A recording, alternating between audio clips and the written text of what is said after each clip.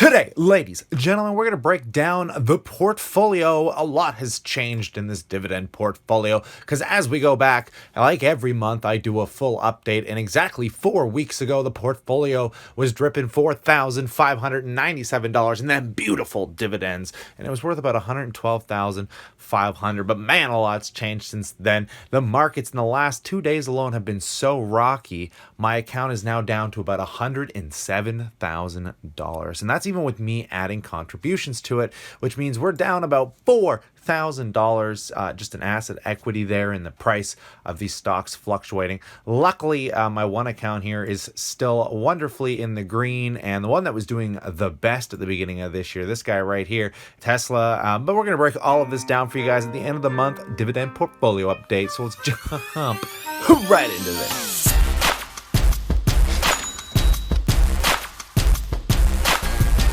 Welcome, passive income investors alike. This is going to be a fun video for you today. It's my favorite video to make, and especially, oh man, it was wild. My account was sitting up so nicely, like not even 2 or 3 days ago. Like we're barely going back a few days, and lately the markets have just been tanking and bringing these guys down with it. As you can see, I hold all of these individual companies. Apple's been shedding a ton. The banks have been shedding a ton. The only thing doing really well is my utilities. They've been doing quite handsomely.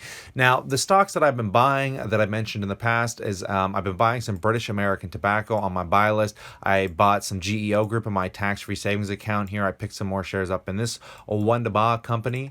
And the last company that I bought some shares in was today. Well, actually, there's two more. I bought MO yesterday, and then I bought some BMO. Now, the BMO, actually all of these companies were companies I bought at the beginning of the year. I was up 20% on Constellation Brands not even a few days ago. Like all of these companies have shed all of their gains back to almost my buy prices. So I've been really gobbling these up. And when stocks drop, this is when you need to be buying them, guys. This is when you need to be picking them up. The only thing I want to buy is some Tesla and Constellation Brands. But as I'm so dividend driven right now, I'm really focusing on these guys because they've been down so much. So let's just get into the dividend. So last month, like I said, guys, what did I say the dividend was dripping was $4,597.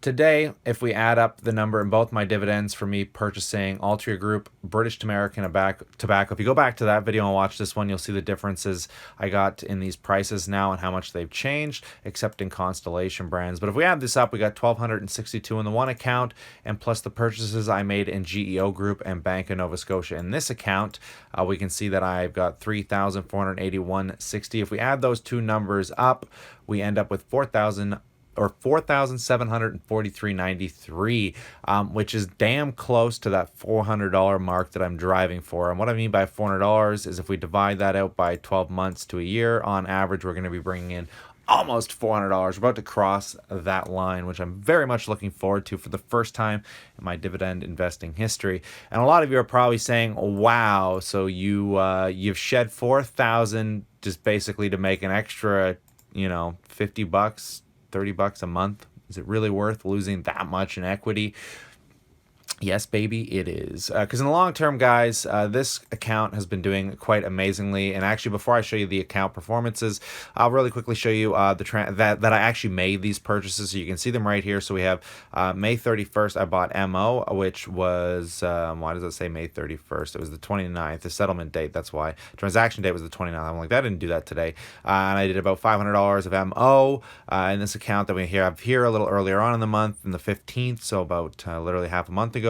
I did about another $500 in BTI, and you can see all the dividend payments as they keep coming in as well. And then in the other account, here you can see my two purchases with dividends. I purchased about $150 worth or 2 shares, a Bank of Nova Scotia and GEO Group back in literally at the end of the month. So literally at the end of April there, beginning of May, I did about $717 or about 26 shares of GEO Group. And you can see the dividends as they come in here as well. I'm not going to get too into this right now, but I'll show you the performance real quick, guys. I don't have the performance for May, but it's going to be down. The whole markets are down, so I'll probably be treading roughly the same line as the markets. You can see the blue line and the black line represent, well, the black line represents the TSX S&P composite. So this is like the Toronto Stock Exchange version of the S&P 500, which is the blue dotted line.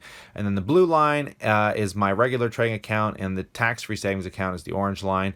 Once we finish finish the month of May, it'll give me May updates and what was going on in May, and then I'll be able to update you guys as well. Now, if this is the kind of content you guys are into to follow your own passive income journey, your dividend goals, you can let me know in the comment section below. I told you in my last videos, I update this all the time, that my basic goal is to get my dividends up to around $12,000 a year. Because if I get my dividends up to about $12,000 a year, that's about $1,000 a month, guys, and you're gonna need about $200,000 at 6% to basically get to that, you know, $1,200 mark. But I think that would be the best position to be in, because like I said, essentially that means you're bringing in an extra $1,000 a month, and you could do a lot with an extra $1,000 a month, even companies. But I'm living like a minimalist just to get this up as quick as I can, and I'm gonna hopefully in the next 2 to 3 years max, I'm gonna get around that 200,000 mark, as I sit right around 107,000 today. And again, that's not too great, guys. We haven't seen a whole lot of equity growth in these stocks, but the crazy thing is my dividends since the beginning of the year have been on fire. I started the year at $3,550. Can we even find that video? Can we go back far enough that at the beginning of this year, did I ever show that? I don't even think I was showing my accounts at the beginning of the year, but at the beginning of the year, I was sitting around $3,550 in dividends. And as of today, guys, we are up massively.